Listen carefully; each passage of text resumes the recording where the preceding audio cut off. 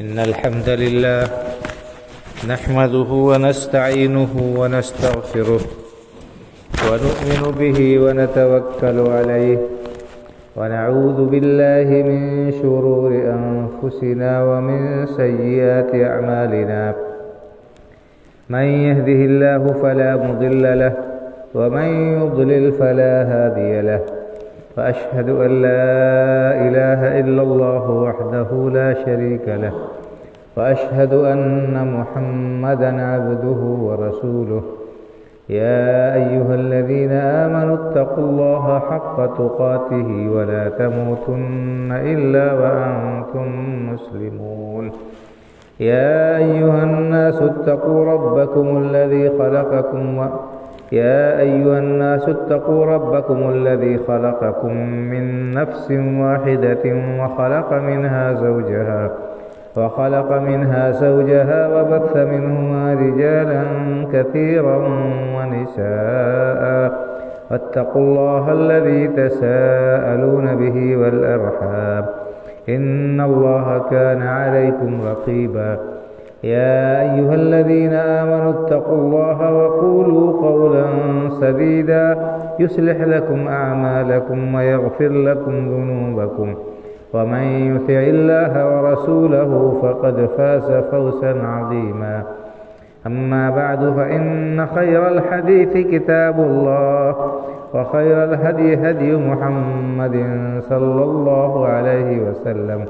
وشر الأمور محدثاتها وكل محدثة بدعة وكل بدعة ضلالة وكل ضلالة في النار. أعوذ بالله من الشيطان الرجيم. ولقد خلقنا الإنسان ونعلم ما توسوس به نفسه ونحن أقرب إليه من حبل الوريد إذ يتلقى المتلقيان عن اليمين وعن الشمال قعيد ما يلفظ من قول إلا لديه رقيب عتيد وجاءت سكرة الموت بالحق ذلك ما كنت منه تحيد ونفخ في الصور ذلك يوم الوعيد وجاءت كل نفس معها سائق وشهيد لقد كنت في غفلة من هذا فكشفنا عنك غطاءك فبصرك اليوم حديد وقال قرينه هذا ما لدي عتيد ألقيا في جهنم كل كفار عنيد مناع للخير معتد مريب الذي جعل مع الله إلها آخر فألقياه في العذاب الشديد قال قرينه ربنا ما أطغيته ولكن كان في ضلال بعيد قال لا تختصموا لدي وقد قدمت إليكم بالوعيد ما يبدل القول لدي وما أنا بظلام للعبيد. وعن أبي ذر رضي الله تعالى عنه قال أمرني خليلي صلى الله عليه وسلم ب7 أمرني بحب المساكين والدنو منهم وأمرني أن أنظر إلى من هو دوني ولا أنظر إلى من هو فوقي وأمرني أن أصل الرحم وإن أدبرت وأمرني ألا أخاف في الله لومة لائم وأمرني ألا أسأل أحدا شيئا وأمرني أن أقول بالحق ولو كان مرا وأمرني أن أكثر من قول لا حول ولا قوة إلا بالله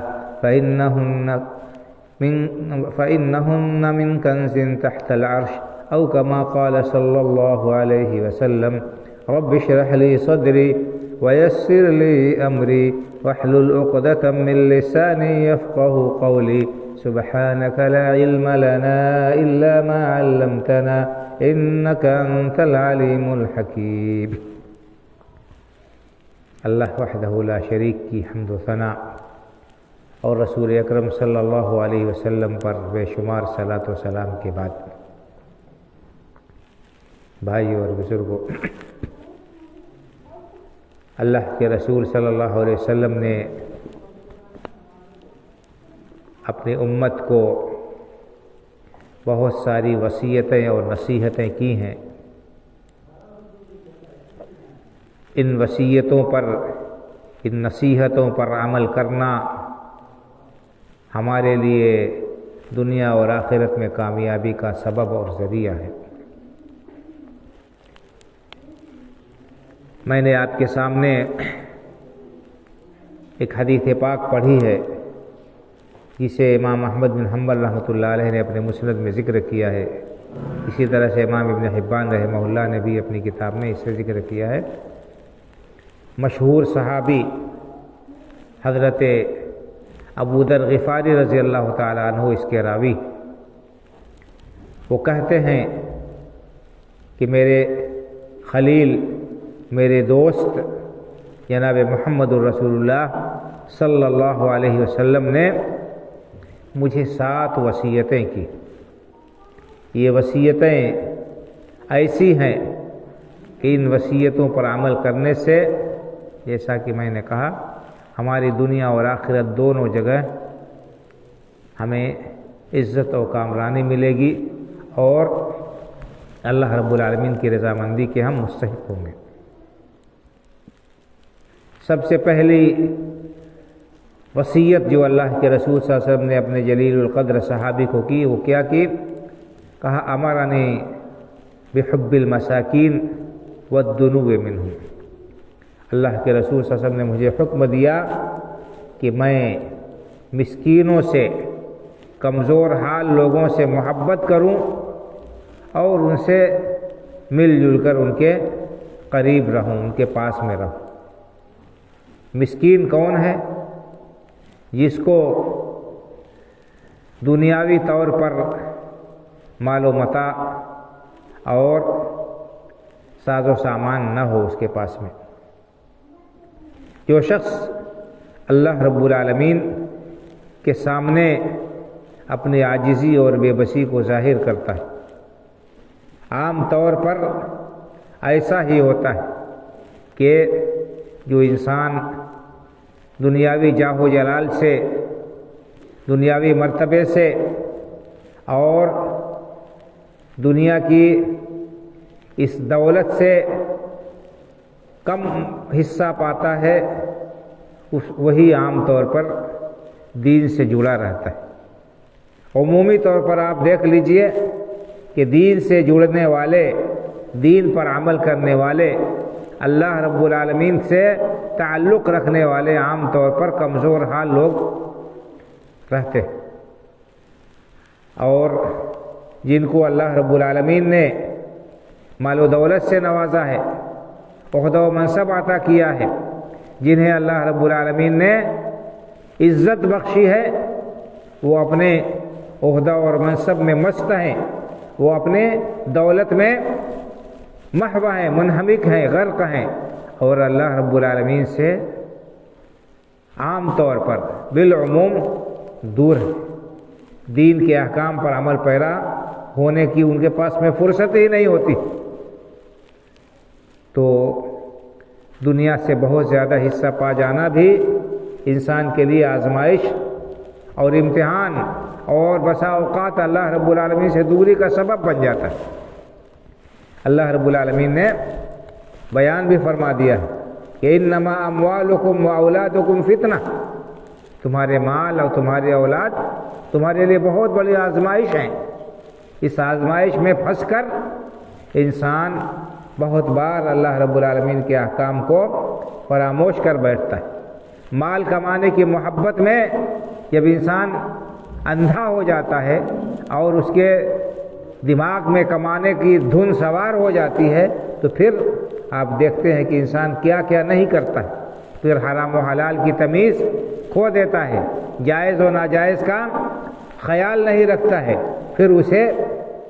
اللہ رب العالمین کی پسند اور ناپسند کو مد نظر رکھنا مشکل ہو جاتا ہے۔ تو یہ مال اور اولاد بہت بڑا فتنہ ہے جو انسان کو اللہ سے غافل کر دیتا ہے، اور اسی کی محبت میں پھنس کر انسان اپنی دنیا اور آخرت دونوں برباد کر لیتا ہے۔ اسی لیے اللہ رب العالمین نے قرآن کریم میں ارشاد فرمایا یا ایھا الذین آمنوا لا تلھکم اموالکم ولا اولادکم عن ذکر اللہ، اے ایمان والو تمہارے مال اور تمہاری اولاد تمہیں اللہ کی یاد سے غافل نہ کر دے۔ مال کی چاہت میں، مال کی طلب میں، مال کی محبت میں پھنس کر اللہ رب العالمین کو فراموش کر بیٹھو اور اللہ کی یاد سے غافل ہو جاؤ، اللہ کی یاد سے دور ہو جاؤ، یہ بڑی محرومی کی بات ہے۔ اولاد کے لیے انسان کیا کچھ نہیں کرتا، اولاد کو خوش کرنے کے لیے، اولاد کا مستقبل بنانے کے لیے انسان دن رات فکر کرتا ہے، محنت کرتا ہے، جتن کرتا ہے۔ اچھی بات ہے، اولاد کی ذمہ داری والدین کے گردن میں ہے کہ وہ ان کے لیے اچھا مستقبل فراہم کریں، لیکن صرف دنیا بنانے کی ہی فکر ہو اور ان کے لیے انسان اللہ رب العالمین کے احکام اور حدود کو توڑ دے، یہ بہت بڑے گھاٹے کا سودا ہے۔ اللہ نے فرمایا وَمَن يَفْعَلْ ذَلِكَ فَأُولَٰئِكَ هُمُ الْخَاسِرُونَ، جو لوگ مال و اولاد کی محبت میں پھنس کر اللہ رب العالمین کی یاد سے غافل ہو جاتے ہیں۔ اللہ کی یاد میں سب سے زیادہ اہم کیا ہے؟ اس کے فرائض کی ادائیگی، نماز کی ادائیگی، اور اسی طرح سے اللہ نے جو چیزیں فرض کی ہیں یا اس کے قریب کرنے والے جو اعمال ہیں۔ تو جو شخص مال اور اولاد کی محبت میں پھنس کر دنیا داری میں لگ کر اللہ سے دور ہو جائے، اللہ کو فراموش کر بیٹھے، وہ بہت بڑا گھاٹے میں پڑنے والا، بہت بڑا اپنا خسارہ اور نقصان کر رہا۔ بھائی اور بزرگوں، نماز فرض ہے اور اذان کے ساتھ ہی نماز کے لیے آنا یہ ایمان کی علامت اور نشانی ہے، اور نمازوں سے غفلت برتنا یہ نفاق کی نشانی۔ مسلم شریف کے اندر حدیث ہے، حضرت عبداللہ بن مسعود رضی اللہ تعالیٰ عنہ کہتے ہیں کہ جس شخص کو یہ بات پسند ہو کہ کل قیامت کے دن اللہ سے اس حال میں ملے کہ وہ مسلمان ہو، اسلام کی حالت میں اللہ سے ملاقات کرنا چاہتا ہے، اسے چاہیے کہ وہ نمازوں کی پابندی کرے، نمازوں کا اہتمام کرے۔ من سرہ ان یلقى اللہ تعالی غدا مسلما فلیحافظ علی ہؤلاء الصلوات حیث ینادى بہن، اذان کے ساتھ ہی نماز کی پابندی کرے، نماز کا اہتمام کرے۔ فإنہن من سنن الہدی، کیونکہ یہ ہدایت کے طریقوں میں سے ہے جماعت کے ساتھ نماز کی پابندی کرنا۔ اور کہتے ہیں کہ اللہ کے رسول صلی اللہ علیہ وسلم کے زمانے میں نماز سے، جماعت سے وہی آدمی پیچھے رہتا تھا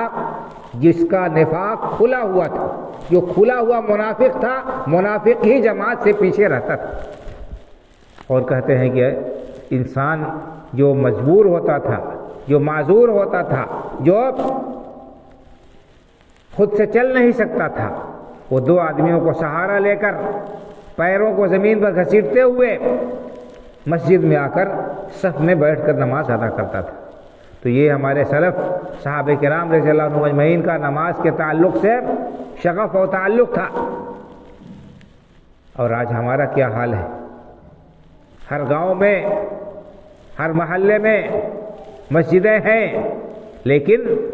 مسجدیں مرثیہ خواہ ہے کہ نمازی نہ رہے۔ اب نمازیوں کی تلاش میں مسجدیں ہیں اور مرثیہ خواہ۔ ہمیں افسوس ہوتا ہے جب ہمیں یہ پتہ چلتا ہے کہ فلاں جگہ مسجد پر غیروں نے قبضہ کر لیا، یا ہماری مسجد شہید کر دی گئی، یا ہمیں فلاں جگہ کے لوگوں کو مسجد بنانے کی اجازت نہیں دی جا رہی ہے، ہمارا خون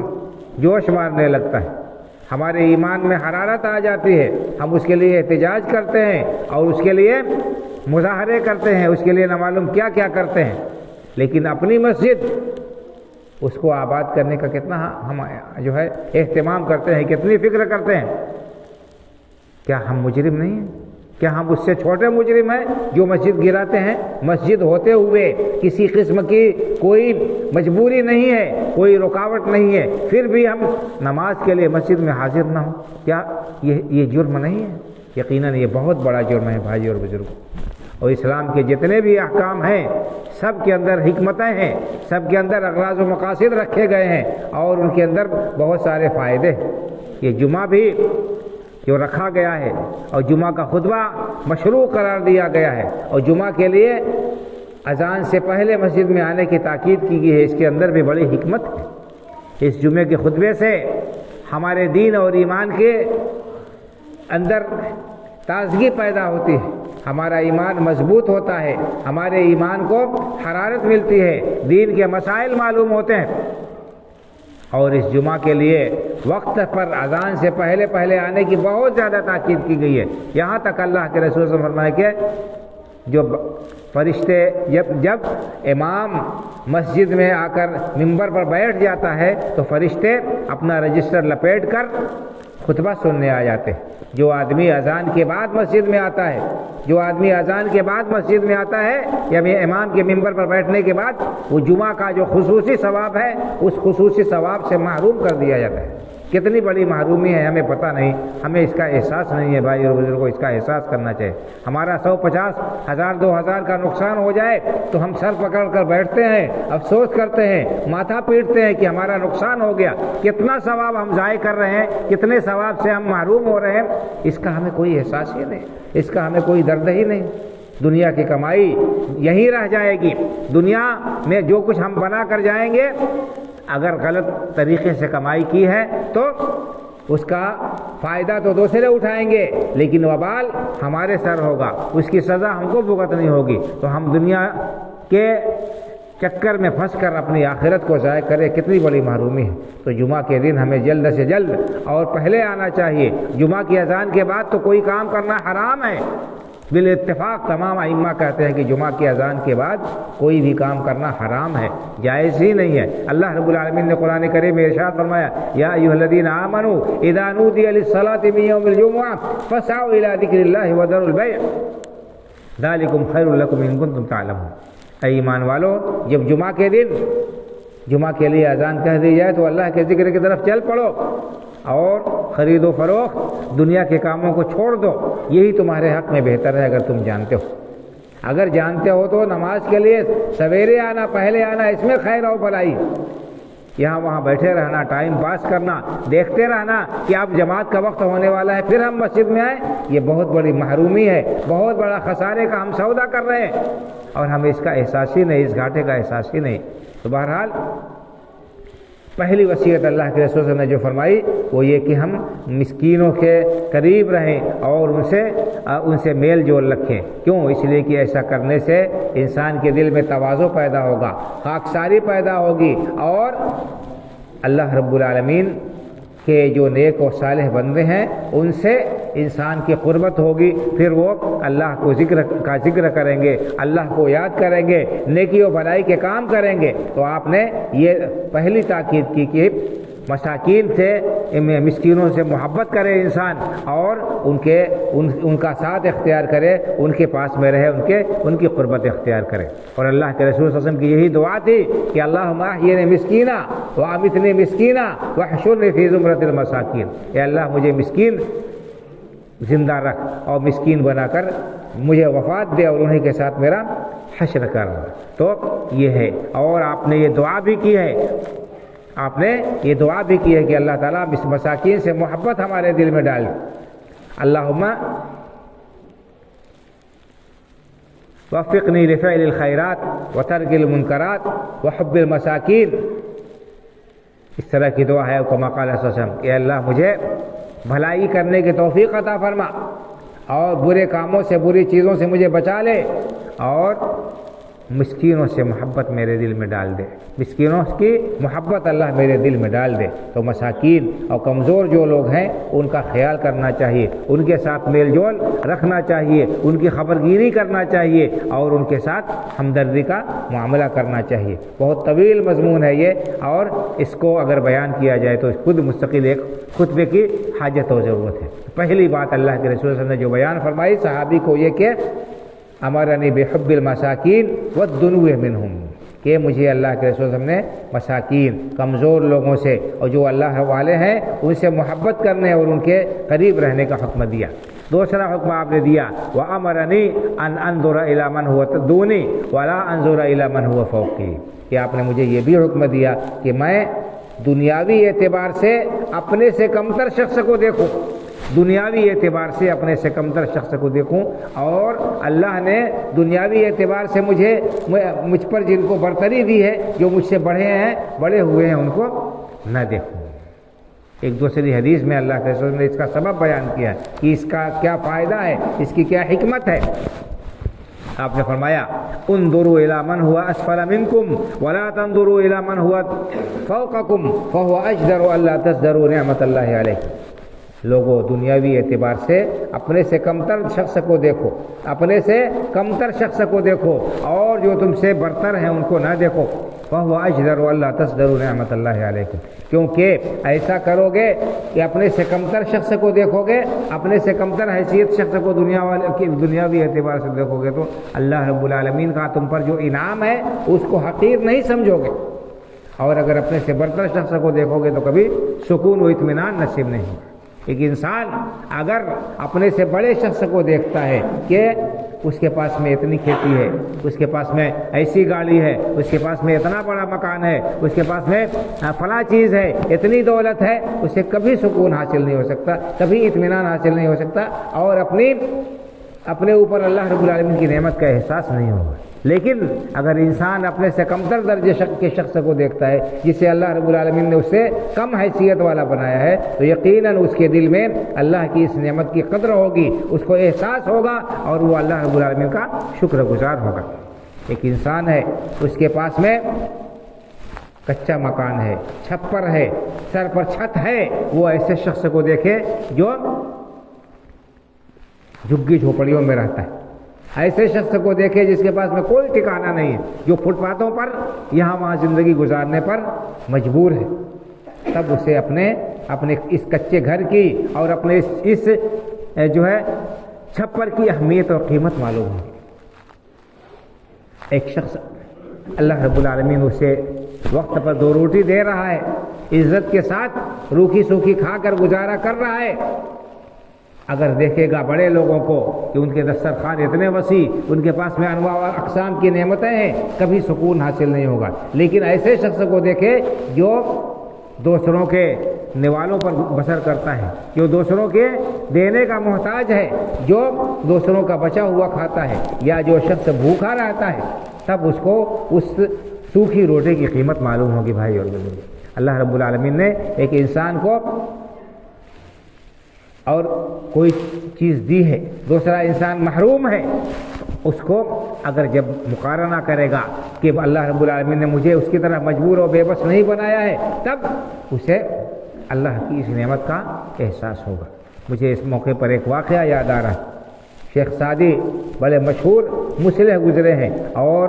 پرانے لوگ جانتے ہیں کہ ان کی کتاب گلستہ اور بوستہ پہلے پڑھائی جاتی تھی۔ ان دونوں کتابوں میں انہوں نے بہت ساری حکایتیں، بہت سارے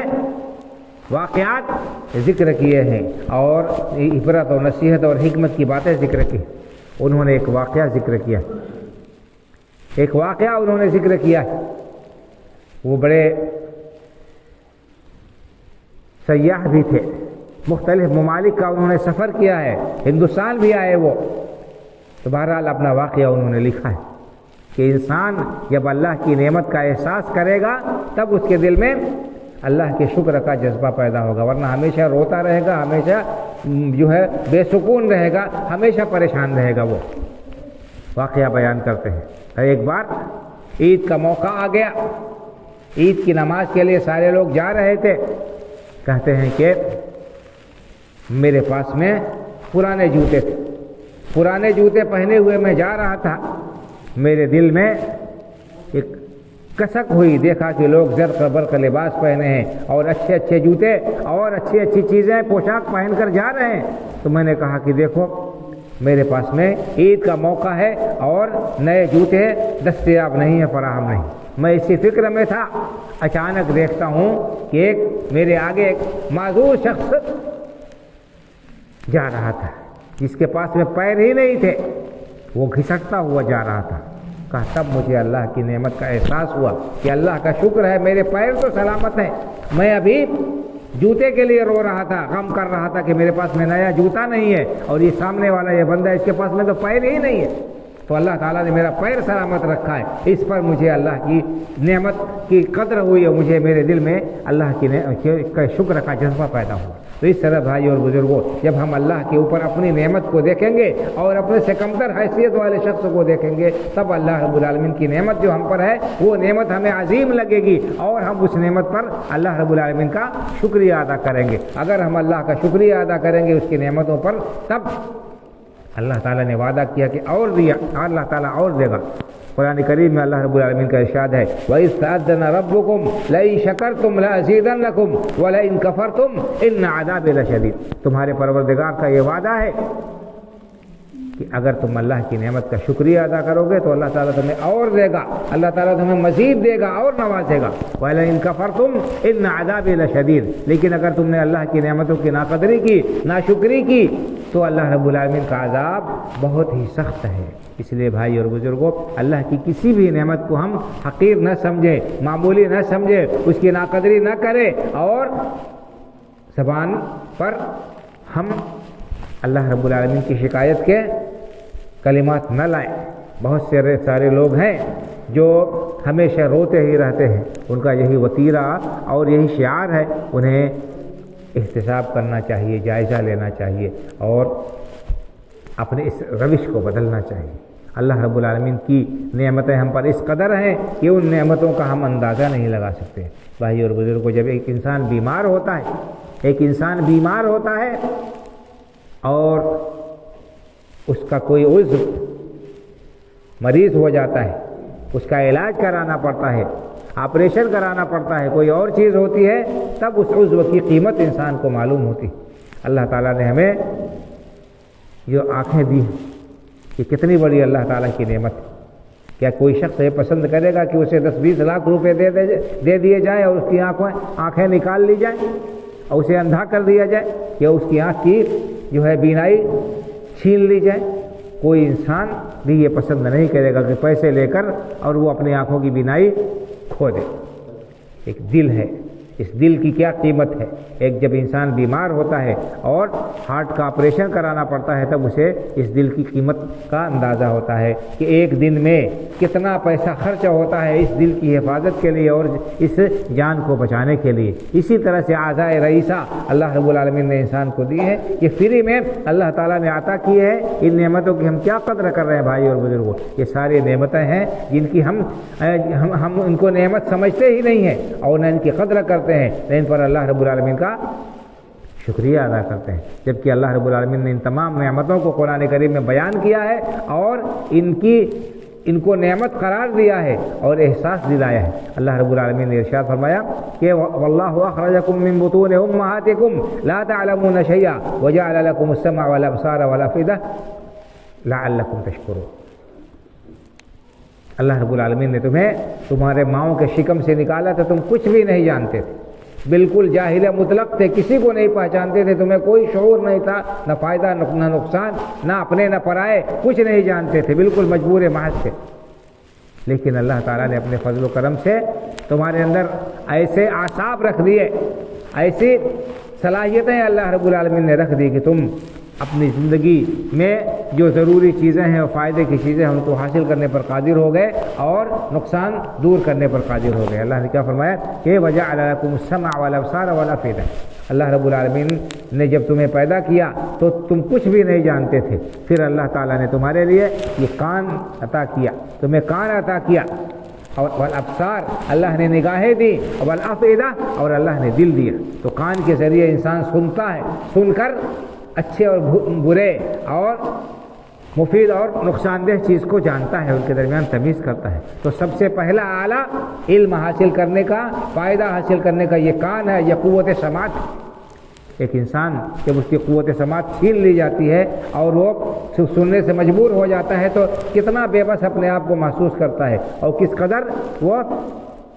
پریشان ہوتا ہے، کتنے سارے مسائل اس کے ساتھ ہوتے ہیں۔ ہر گھر میں نہیں تو کم از کم ہر گاؤں میں ایک دو ایسے لوگ ضرور پائے جاتے ہیں جو قوت سماعت سے محروم ہے، ان کے ساتھ کتنے سارے مسائل ہوتے ہیں ہم جانتے ہیں۔ تو اللہ نے بتایا کہ یہ اللہ کی نعمت ہے جو اس نے تمہیں عطا کی ہے، سننے کی صلاحیت تمہارے اندر رکھی۔ والابصار، اللہ تعالیٰ نے یہ آنکھیں تمہیں دی، ان آنکھوں سے دیکھتے ہو۔ یہ دنیا اجالی ہے، دنیا کی ساری رنگینیاں اس آنکھ کی بدولت ہمیں حاصل ہیں۔ اگر آنکھ سے یہ بینائی چھین جائے، دیکھنے کی صلاحیت اللہ تعالیٰ سلب کر لے، دنیا تاریک ہو جائے اور دنیا انسان کے لیے بھاری اور بوجھل ہو جائے۔ اول افیدہ، اور اللہ نے دل دیا، اس دل کے اندر دل سے انسان سوچتا ہے، اچھے اور برے کی تمیز کرتا ہے اور فائدے اور نقصان کو جانتا ہے۔ تو اللہ تعالیٰ نے فرمایا کہ یہ اللہ کی بڑی عظیم نعمتیں ہیں تاکہ تم اللہ کا شکریہ ادا کرو۔ لیکن کیا ہم ان نعمتوں کو اللہ کی نعمت سمجھتے ہیں؟ تو بہرحال اللہ کی نعمتوں کا بیان بہت ہی مفصل ہے، قرآن میں اللہ تعالیٰ نے جگہ جگہ بیان کیا ہے۔ تو ہمیں چاہیے کہ ہم اللہ کی نعمتوں کی قدر کریں۔ آپ نے فرمایا کہ اللہ کے رسول نے مجھے حکم دیا کہ میں دنیاوی اعتبار سے اپنے سے کمتر شخص کو دیکھوں اور اپنے سے برتر شخص کو نہ دیکھوں۔ ہاں، دین کے معاملے میں اس کے برعکس معاملہ ہے۔ دین کے معاملے میں یہ حکم دیا گیا ہے کہ ہم اپنے سے برتر شخص کو دیکھیں، نیکی و بھلائی کے کاموں میں ریس اور مقابلہ کرنے کی کوشش کریں۔ اللہ نے فرمایا فاستبقوا الخیرات، لوگوں نیکی و بھلائی کے کاموں میں ایک دوسرے سے آگے بڑھنے کی کوشش کرو۔ اور اللہ نے فرمایا وسارعوا الی مغفرۃ من ربکم وجنہ، لوگوں اللہ رب العالمین کی بخشش اور اللہ رب العالمین کی جنت کو حاصل کرنے کے لیے ریس کرو، مقابلہ کرو، ایک دوسرے سے آگے بڑھنے کی کوشش کرو۔ یہ اللہ رب العالمین کا قرآن میں بیان ہے اور پیغام ہے، لیکن ہمارا معاملہ دوسرا ہے۔ دنیا کے معاملے میں ہم بڑے دانا اور بینا ہیں، بڑے ہوشیار ہیں، اور یہ ہماری یہ خواہش ہے کہ ہم سب سے آگے رہیں، ہم سے آگے کوئی نہ نکلنے پائے، یا اگر کوئی ہم سے آگے نکل گیا تو ہم اس کی برابری کریں، اس کے لیے فکر کرتے ہیں، کوشش کرتے ہیں، محنت کرتے ہیں، بھاگ دوڑ کرتے ہیں اور صحیح غلط طریقے اختیار کرتے ہیں۔ لیکن دین کے معاملے میں ہم بڑے بودے، بڑے پھسڈی ہیں۔ دین کے معاملے میں ایک دوسرے سے آگے بڑھنے کی ہم فکر اور کوشش نہیں کرتے ہیں، الا ماشاء اللہ بہت کم لوگ ایسے ہیں جن کے دل میں یہ رغبت و خواہش ہوتی ہے کہ وہ نیکی و بھلائی کے کاموں میں ایک دوسرے سے آگے بڑھیں، آگے نکلنے کی کوشش کریں۔ تو ہمیں چاہیے کہ ہم اس نصیحت کو اللہ کے رسول صلی اللہ علیہ وسلم کی مد نظر رکھیں۔ اگر ایسا کریں گے تو ہم دل کا سکون حاصل کر لیں گے، بہت ساری الجھنوں سے، پریشانیوں سے، خواہ مخواہ کے ٹینشن سے ہم بچ جائیں گے۔ وہ کیسے ہم سے آگے نکل گیا، اس کے پاس میں کیسے یہ چیز ہو گئی، ہمارے پاس میں یہ کیوں نہیں ہے، اور ہم کو اللہ رب العالمین نے ہمیں کو کیوں ایسا پست کیا ہے اور ایسا کیا ہے۔ دنیا بھر کے شیطان جو وسوسے دماغ میں ڈالتا ہے اور جس کی وجہ سے انسان ڈپریشن کا شکار ہو جاتا ہے، ذہنی مریض ہو جاتا ہے، یہ ساری بیماریاں دور ہو جائیں گی اگر ایک اس نصیحت پر عمل ہم کر لیں تو۔ باقی اور ساری نصیحتیں ہیں، وقت نہیں کہ ان پر روشنی ڈالی جائے۔ اللہ رب العالمین سے دعا ہے کہ اللہ تعالی ہمیں صحیح معنوں میں ان باتوں کو سمجھنے اور ان پر عمل کرنے کی توفیق عطا فرمائے۔ اللہ رب العالمین ہمیں دین سے اور دینداروں سے محبت کرنے کی اور ان کے طرز عمل کو اپنانے کی توفیق عطا فرمائے۔ اللہ تعالی ہمارے دلوں کو سکون اور اطمینان بخشے۔ اللہ تعالی ہمیں قناعت کی دولت سے مالا مال کرے، اپنی نعمتوں کی قدر کرنے کی اور ان کا شکریہ ادا کرنے کی توفیق عطا فرمائے۔ آمین۔ اقول قولی ھذا واستغفر اللہ لی ولکم ولسائر المسلمین فاستغفروہ من کل ذنب انہ هو الغفور الرحیم۔